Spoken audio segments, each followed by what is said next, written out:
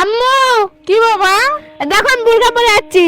আমি চিনবারই পাচ্ছি না, এটা আমার সোল নাকি? সেই সুন্দর লাগিচ্ছে, মানাছে আম্মু বোরকাটা তোমার। বানাবি নে?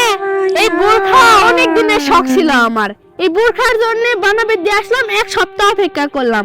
আর আজকে বোরখাটা হাতে পায়ে অনেক খুশি লাগিছে, যে খুশির কোনো সীমানা নাই।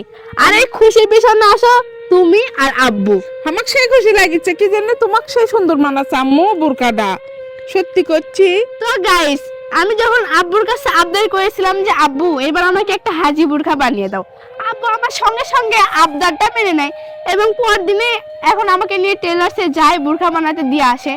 এক সপ্তাহ অপেক্ষা করলাম, এই আব্বু এক আমাকে সপ্তাহ অপেক্ষা মানে অনেক কিছু। হাজারবার প্রশ্ন। আম্মু ফোন করছো, টেলেছে বানাছে, আবার যখন ঘুরে আসে না।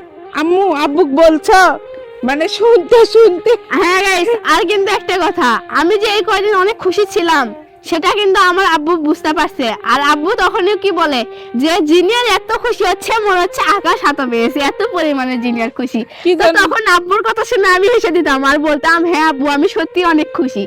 আর খুশির পিছনে হচ্ছে তোমরা দুইজনে। আর সত্যি কথা বলতে কি, যিনি আমাদের কাছে তেমন কিছু চায় না, আর নিজেই মুখ ফুটে বলছে আম্মু আমাকে এবার স্কুল ড্রেসের বোরকা বেনে দাও।